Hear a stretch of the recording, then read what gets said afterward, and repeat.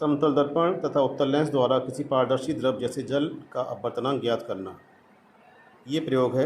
इसमें उपकरण जो आवश्यक है: समतल दर्पण, उत्तल लेंस, क्लैम सहित ऊर्ध्वाधर स्टैंड, पिन और द्रव, मीटर पैमाना, साउल सूत्र। सिद्धांत ये है इसका: वायु के सापेक्ष जल का अपवर्तनांक 2 - Fg/F, जहाँ Fg कांच के लेंस की फोकस दूरी है और F कांच और जल से बने संयुक्त लेंस की फोकस दूरी है।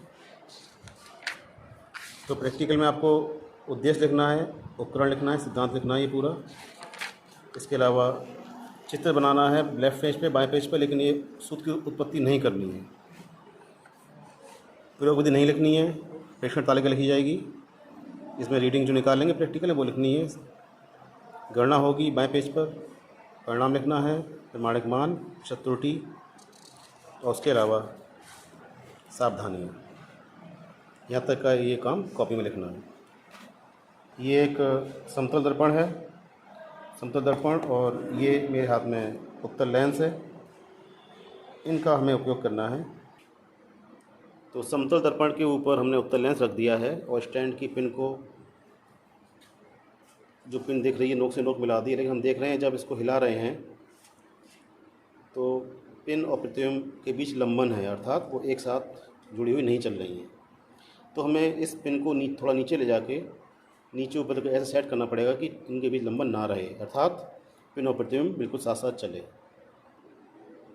पिन को नीचे ले जाकर इस प्रकार सेट किया गया है। आप देख सकते हैं कि पिन और प्रतिबिंब के बीच कोई लंबन नहीं है और दोनों साथ साथ चल रहे हैं। अब इसके बाद हम इस जो मीटर पैमाना है, पहले समतल दर्पण पर रखकर पिन तक की दूरी नापेंगे, उसके बाद उत्तल लेंस पर रखकर पिन तक की दूरी नापेंगे और टेबल में उनको नोट करेंगे। यही रीडिंग हम 3 बार लेंगे कम से कम, जिससे हम माध्य फोकस दूरी लेंस की निकाल पाएँ। अब हम समतल दर्पण के ऊपर 4-5 बूंद पानी डालेंगे, जल डालेंगे और उसके ऊपर उत्तल लेंस को दोबारा रख देंगे। पुनः हम यही स्थिति प्राप्त करेंगे, जिसके लिए हमें पिन को थोड़ा ऊपर लाना होगा, तब ये स्थिति दोबारा मिलेगी। समतल दर्पण पर जल की 4-5 बूंदें डालकर उसके ऊपर उत्तल लेंस रख दिया गया है। अब हमने पुनः पिन को ऊपर लाकर पुनः वही स्थिति प्राप्त कर ली है कि पिन और प्रतिबिंब के बीच कोई लंबन नहीं है। अब हम इसकी रीडिंग फिर से नोट कर लेंगे और ये जो प्रैक्टिकल है, ये जो प्रयोग हमने जल डाल के किया है, कम से कम 3 बार और करेंगे और 3 बार रीडिंग नोट करेंगे सारणी। इस सारणी में बिना द्रव डाले जो हमने रीडिंग ली थी, लेंस से पिन की दूरी 19.6 सेंटीमीटर, समतल दर्पण से पिन की दूरी आई थी 20.5 सेंटीमीटर, और जल डालने के बाद जो फोकस दूरी आई थी पिन से समतल दर्पण की जो दूरी आई थी जल डालने के बाद 30 सेंटीमीटर। तो इस तरह से हम कम से कम 3 रीडिंग लेंगे।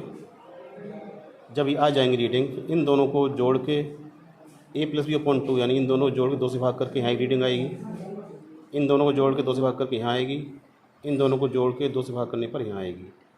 इन तीनों को जोड़कर बटे 3 कर देंगे तो एक मध्यमान आ जाएगा Fg का।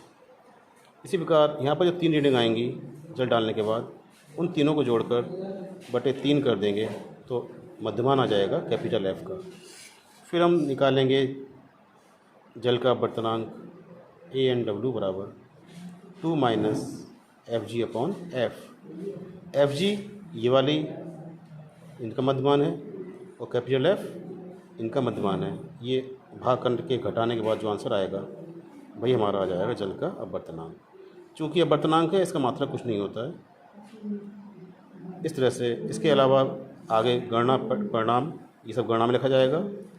जो मध्यमान निकालेंगे भी गणना में लिखा जाएगा, क्लियर करके ये परिणाम में लिखा जाएगा। जब परिणाम आ जाएगा वो परिणाम में लिखा जाएगा, जल का अपवर्तनांक बराबर इतना।